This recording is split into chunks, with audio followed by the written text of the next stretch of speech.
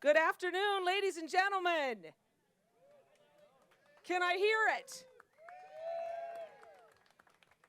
What a beautiful day, and heightened by the incredible privilege of a chance to visit with Dick Ebersol.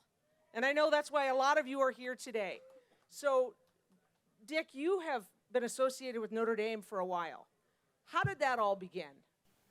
When I became the head of NBC Sports, I don't know, 35 or 40 years ago, I told the young man who was working for me at the time that the most important thing to me was to go get Notre Dame's football rights. And he kind of looked at me quizzically. He said, "All their football rights?" I said, "You do your darndest to get everything you can." And working with Father Bill Beauchamp and Monk Malloy, they pulled it off, and Notre Dame to this day remains the only major college football program in the United States that has its own television network. That's pretty cute, right? Well, so you were ahead of your time on that, in terms of what then followed with so many other schools. They never, ever. I mean, schools have gotten television rights from networks in the past, but no school has ever had its own deal. Notre Dame doesn't. I mean, they give the teams that they play against a stipend, but basically Notre Dame has the television rights and the money that comes with it. So why Notre Dame? Or did you say there's 3 schools I wanted and you got Notre Dame? From the time I was a kid, and Notre Dame was only available at noon as highlights on Sundays, I just fell in love with the Notre Dame program, and it mattered completely to me to get these television rights. I had a son who was just about to be a freshman at Notre Dame. I began coming here on a regular basis. Dick Rosenthal was the athletic director. I was crazy about him. Father Malloy and now Father Jenkins. I've been all over the world with these men and shared all kinds of things, including watching, believe it or not, Father Jenkins and my wife swim in the Amazon, and I could see the piranha swimming around them. And those two of deep faith didn't seem perturbed by it at all. There was no way I was going into that water, but they kept swimming in it. Well, you probably swam with the piranhas a lot of the time in the television business. What was that like? What were some of the great challenges? Well, I had 2 advantages that nobody else had. I had one boss. His name was Jack Welch. He was the head of General Electric, which at the time was the largest, most successful, wealthiest company on earth. And he loved sports. And, you know, if I told him that I thought I could get the television rights to Notre Dame, he didn't say, well, nobody else did. He said, go get them, kid. And he did that repeatedly. And we ended up with the rights to the Olympics for decade after decade after decade. And I was a good producer, but I'll be the first to say that having a boss like that who loves sports and encouraged me to go out and get those rights and never seemed worried about how much they were going to cost, it was great. And I fell in love with this place more and more year after year after year. And as I said, one son's gone here, and I have a doctorate from here that I'm enormously proud of. And I just love it here. I mean, who can beat this? You can't. You cannot beat this. You made mention of the Olympics, and you know, a lot of people aren't aware, but you were behind NBC becoming the home for the Olympics. And one part of that I want to hear about is, I grew up a huge fan of Muhammad Ali. And the notable and surprising moment was when he carried the Olympic torch. So tell me a little bit about that. How did that happen? And also, how did you end up getting the Olympics to be exclusively with NBC to this day? In every case, I worked on it for a long time leading up to each one of the Olympics that we had. And I had usually obtained the rights before the other networks even woke up to the fact that I had obtained the rights. In the case of the Atlanta Games, I was lucky enough to have a good guess at what I thought they wanted. When they opened up the envelope with the winning bid, it was ours. About 6 months later, around Christmas time of '95, I asked the head of the Atlanta Games, so who do you have in mind for lighting the Olympic cauldron? And he said, gee, I haven't thought about that yet. And I said, well, you must have somebody in mind. And he said, Evander Holyfield. And I kept my mouth shut. A check went off in my brain, not a cash check, but a little check in my brain. Got to work on this guy. And over the next, I guess, 4 or 5 months, we had a great film department headed up by a young woman named Lisa Lax. And I told her, I want you to make the definitive film biography of Ali. She did. It's aired several times through the years on NBC, and it's just a magnificent piece. Billy Payne looked at it, called me up and said, you're right. And so Ali came out to light that cauldron. He'd never rehearsed it because the stadium, which no longer stands there now, it was destroyed to build a larger sporting arena there some years later.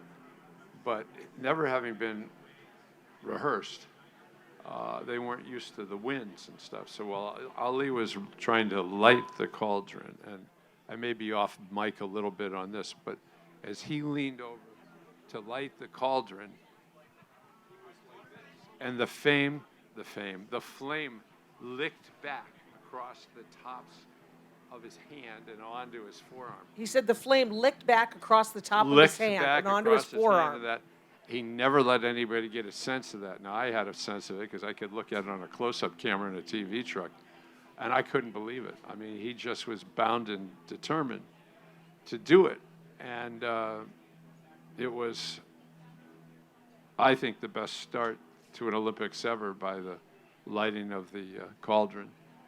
And I loved him and got to know him even better. I'd known him from my Wide World of Sports days, traveling around the world with people like Howard Cosell, who many of you are not young enough to remember Howard. I joke. And it was such an adventure to do that with Ali, to get to know him better from then on through the years. He's no longer with us. His wife still is. She's absolutely phenomenal. She'll be part of a documentary that NBC is going to run, and I think it's 2 weeks from tonight, about my life and career and others, and she'll be a part of it. And I'm looking forward to seeing it because they're not showing it to me. They're hiding it from the boss. So as I read a little bit about you in anticipation of this, you described yourself as not necessarily being an athlete, but you were really keen on athletics from the time you were really young. How did that start, and what fed that? I fell in love with sports just as I fell in love with television. In those days, anybody here who's born after the 40s, the only place you could see Notre Dame on television, as I said earlier, were highlights on Sundays at noon. But I was there to watch them. At the same time, on Saturdays in those days, there was a show just starting out called Wide World of Sports, hosted by a man named Jim McKay. And I ended up being hired by them to be his researcher. And I traveled the world as a college dropout at the height of the war in Vietnam. Luckily, my parents were on a long trip at the time. So it wasn't until I'd already taken the job that my parents showed up in Canada where I was doing an event, and I explained to them, I promise I'll go back to college, I'll get my degree, and they allowed me to continue to live. So knowing that, can you think of, is there one moment or are there several moments in your career that really defined your big break? My what? Your big break. What really catapulted you where you are? Being there. I figured out, and I say this among other things in my book that was out yesterday and is in bookstores everywhere now, and I'm counting on you to go down and keep buying the book because so far there hasn't been a single bad review. So I just, you know what, I'm blank. What did you just ask me? Is there a moment that defined you getting where you are? I just wanted to be involved in sports television. I started off writing for a local newspaper, then a bigger city newspaper. This is all while I was still in high school. And ultimately, I ended up living in Normandy, France, as a foreign exchange student. I went to the 24-hour of Le Mans car race. The next thing I knew, I was working on that telecast, mostly going for coffee, candy, and cigarettes for the crew, nothing too much, but it got me in association with them. And in the summers going forward, and ultimately when I graduated from college, I had a job at ABC Sports, which was the defining sports television operation in the United States until NBC took over that title about 8 or 9 years ago and still holds it today. So speaking of Dick's book, From Saturday Night to Sunday Night is the title. My 40 Years of Laughter, Tears, and Touchdowns in TV.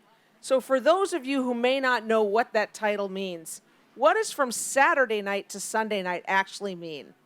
Well, somewhere early on, the man who was the head of NBC, overall the whole company, said to me at one point, would I be interested in coming up with a weekend replacement show for Johnny Carson's Saturday Night Repeats? I don't think they realized Johnny wanted the Saturday Night Repeats on Saturday night so he could get down to a 5-night-a-week holiday every week. Not that he didn't work very hard, he did, but he really wanted to be paid for a 5-day week instead of a 6-day week. And early on, I met a young man named Lorne Michaels, who was a writer, producer from Canada. Just serendipity, I met him outside of somebody's office in California. He invited me to have dinner that night, and by the time that night was over, I knew that I had found somebody who could work and produce that show with me. And that was another huge break for me because he's probably the best comedy television writer of his generation. Let's take the probably out of that because he's been the only writer producer for all but 15 or 20 years of that show. And I was lucky enough to have him as a partner, as I've been so lucky to have other things, including having Susan St. James as a wife. So I find it fascinating that most people would think of you as a sports guy. But the fact that you started Saturday Night Live, and on top of that, went away, left it, came back, resurrected it, and then gave it back again in good shape. Right. What was that like? And who were some of your favorites on Saturday Night Live? Well, there's one that was everybody's favorite, and that was Eddie Murphy. And he's, in my opinion, Lauren's opinion, and almost anybody who's ever been involved with that show, we all feel he was the single most talented person ever involved with that show. And that covers a lot of ground when you give that to one person. But Eddie was that person for us. I had a ball doing the show. I mean, I'll give you an indication of that. One day, midweek, show wasn't until Saturday, and somebody came in my office, somebody who worked for me, and said, Fred Rogers, Mr. Rogers is downstairs, and he wants to come up and see you. And I said, well, go down and get him and bring him up. So they brought Mr. Rogers up. He sat across from me, and he said, Mr. Ebersol, I'm here because I really don't like what you're doing to my show. And I said, Mr. Rogers, we're not doing anything to your show. It's a loving satire of what you do. And most of the people doing this show grew up with you. The people doing Saturday Night Live then as well as now are all quite young. And I just couldn't get him to bend. So I said, well, I think Eddie's in his office now, so let me walk you down there. And I was sure Eddie would be the closer along with his two writers. And they didn't bend him, so they came back up to my office. And I said, well, Mr. Rogers, I'm really glad that you came. I will always keep in mind what you've said to me, but we will continue to love and speak nicely of your show, but we'll still be looking for laughs. And sometimes those laughs, as they often are at my expense as the producer, they may be laughs at your expense, that they'll never be about what you're really doing, which is providing the best entertainment for children in our country. And he left. And that was another day in the life of producing Saturday Night Live. And I'm sitting here just smiling as I listen to you talk, thinking of all of the incredible people that it went through the Saturday Night Live cast, and so much happiness and joy. So that's from Saturday night and then to Sunday night. Let's talk about Sunday Night Football. I always had this dream that NFL football would draw a larger audience on Sunday night rather than Monday night. Monday Night Football had never been number one, had a lot of acclaim, but it had never been the number one show. And so I entered into a period of trying to sell the NFL on doing that. And I had a great deal of help from the man who's no longer with us, who owned the Denver Broncos, Pat Bolin. And he fell in love with what I laid out for him, what it would be the best game every week, as long as they let us be part of the process of picking the schedule for Sunday night games. Now, that didn't mean I got everything I wanted, but allowed me to be in the room with their prime scheduler, trying to work out how we could have a really good game every Sunday night. And it worked. And since year one, Sunday Night Football has been the number one television program, not the number one football program, not the number one sports program. It's been higher rated than any soap opera or music special or anything like that. All these weeks, all these years, Sunday Night Football is still number one. And I'm as proud of its creation as I am of the creation of Saturday Night Live with Lorne Michaels. How many years has that been? For Sunday Night Football? Yeah. I think it's a decade plus now. That's great. My math isn't as good as I get older. A decade plus is perfect. So you mentioned earlier when we were talking that you have an honorary doctorate from Notre Dame. I do. And I believe that was 2012. Sounds right. Tell us about the timing of that and why that was so incredibly special to you. Well, by then I was over the moon, in love with Notre Dame, what it stood for, what it's like to be here, how it so perfectly fits into our world that needs the healing help that people who've been through here can go out and share with the world. And every time I came here, I saw evidence of what a Notre Dame association can do for people to make themselves, their families, and their community happier, healthier places. So life has been a lot of joy and a lot of smiles, but you went through a really difficult time in 2004 when tragedy struck your family. And there was a plane crash, and you lost your beloved, your youngest child, Teddy. We did indeed. We had 6 children. Teddy was on that plane with me and Charlie. And the plane had taken off from a small airport in Montrose, Colorado. And sadly, the pilots were from the Caribbean. We had no idea that our normal pilots had been substituted out. And these pilots never thought about de-icing. And on takeoff, the plane couldn't get up, crashed. Teddy was killed. Somehow Charlie, unbelievably, was able to break through a window on the plane and begin the process. The only person on the plane at that point was Teddy. He was deceased, although Charlie didn't know that, nor did I. And the pilots had all been blown out the front windows of the plane. But somehow Charlie dragged me to a door and somehow fought with it to open partially. And 2 men who happened to be driving by not far away had seen the plane go down, and they came initially to tell Charlie to get the heck out of the plane. It was going to blow up.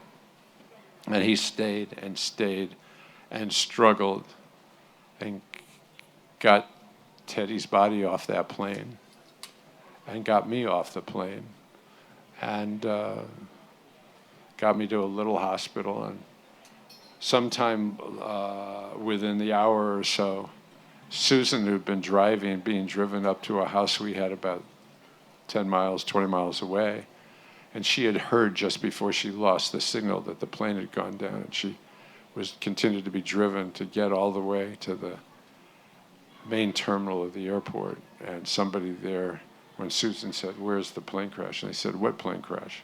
Susan looked around and 8 or 9 miles away could see the flames and the fire and everything. Needless to say, I never met that person because I wouldn't have been very happy. But in any case, they took Susan to the hospital, and when she walked into the waiting room where I was, it was part of the main receiving area of the hospital, and I just looked at her and said, "We're just going to have to remember that we were the luckiest people in the world to have Teddy as long as we have had him.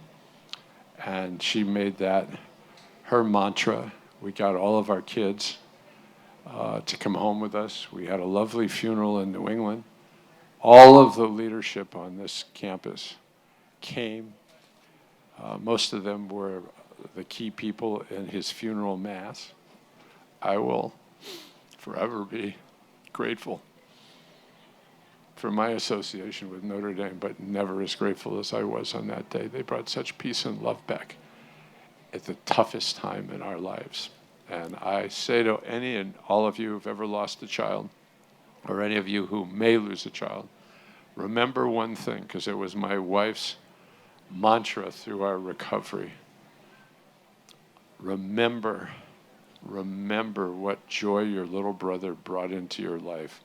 There's no feeling sorry for ourselves.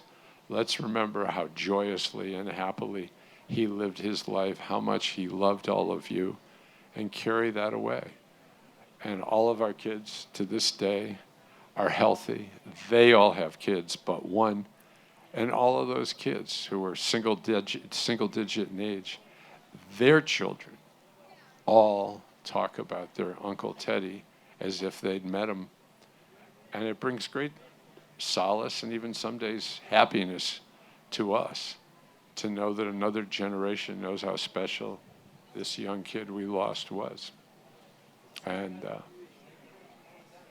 that's it. Yeah, Susan said you work hard to keep his memory alive, and just what a joy he was. Family's always been a really big part of your life, and with lots of kids and lots of responsibilities, we often ask this question to women, which is interesting to me because men have the same challenge. How during that did you find balance with work and home, with all those demands? Well, first of all, I couldn't move for a month and a half, so I was in a bed. Susie had our big bed taken away. She lived in a smaller bed. On a cot, and I lived in a hospital bed. And we were still together. The older kids went back to college. And we began to go back to normality, so to speak. And on my first day back at work, I was taken into New York and got on an elevator at 30 Rockefeller Plaza, that beautiful building in the center of New York where my office was. And when I opened the door to my office, sitting there was this young man who'd been a huge part of my life in the years before, Michael Phelps. And he'd come with his mother just to be there and make sure I was okay my first day back at work. And people ask me what I think of most when I think of the world of sports and the athletes I've been privileged to be around almost my entire adult life. And he's only another example of how special the athletes that we turn out in the United States for Olympics, or athletes like the athletic programs perform at this university. They're such a major part of our world, not because of wins and losses, but because of how hard they work to be great at that, just as we work hard at our jobs, just as our children, I hope, work hard at our work in schools. It's a privilege to be an American. And I'm glad to live at one of the most special places that America has, the University of Notre Dame. Thank you. So I'm looking around for the high sign. Do we have time for a couple of questions from the audience? Sure. What do you think? Don't be timid. Come on. We've got a mic up here. You're just gonna have to listen to me ask questions if you don't. This is the shyest group I've ever seen at Notre Dame. Yes, sir. What do you think of what's going on with college football and the TV rights and the packages that are being cut with the different conferences and all? Do you have any thoughts as to the direction that's going and how that's going to impact college athletics? Well, let me start by saying that I thought about that quite some time ago when I gave Notre Dame a lifetime contract. And the brotherhood that I have with the leaders of this university and the people at NBC and Comcast means that Notre Dame will never be in that world. And yet they still share amply in getting high television rights for the school, which is only right. This school is one of the 2 or 3 greatest attractions of all of college sports, time and time again, and I'm sure that'll continue. I'm not particularly a huge fan of the NCAA, but I am a huge fan of the way this school is run, the way its athletics are run, and I am of several other schools. But we're just lucky to have this university in our lives and in the lives of our kids. Yes? Oh, Yes, are you scratching your head or do you have a question? She's got one right here. Yes, ma'am. I guess I'm the one that's supposed to be answering the questions. Right Mr. over here. Ebersol. Straight out here.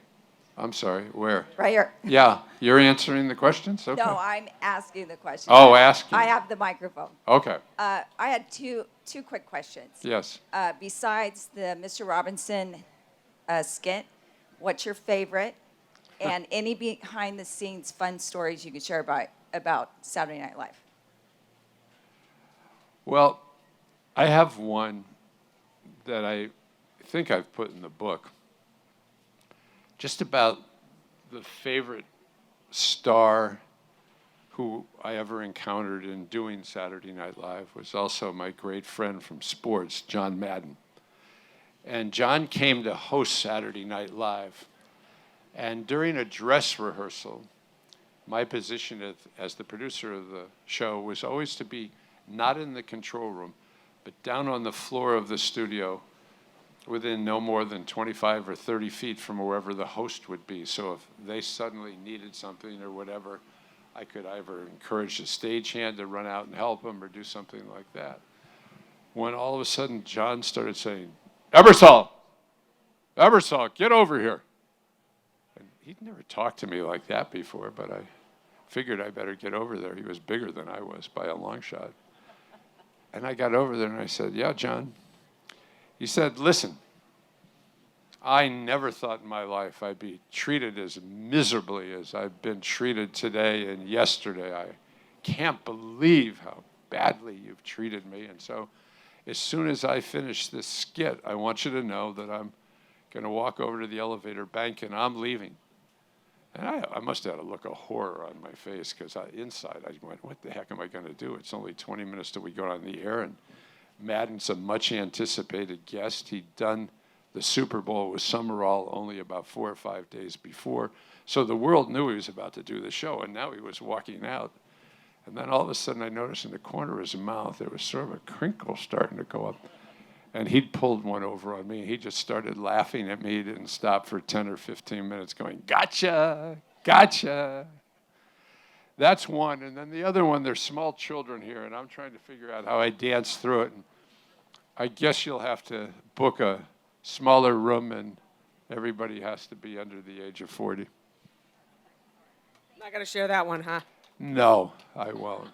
But it was quite memorable. Maybe afterwards. Sir, do we have another question right over here? Yes, sir. What was the craziest sport you brought to Wide World of Sports? And my dad and I just love that show. Boy, I went to some really crazy places. I went to enough log rolling, wrist wrestling from Petaluma. It got pretty down there into the really small sports of America. Trying to think of another one or two. I guess. They're not pouring forward to the front of my brain, but needless to say, there are a lot of places when I got there I wondered, what the hell are we doing here? Nobody even lives here, but we got through it. How about one more? We have Sure. time for one more. Yeah?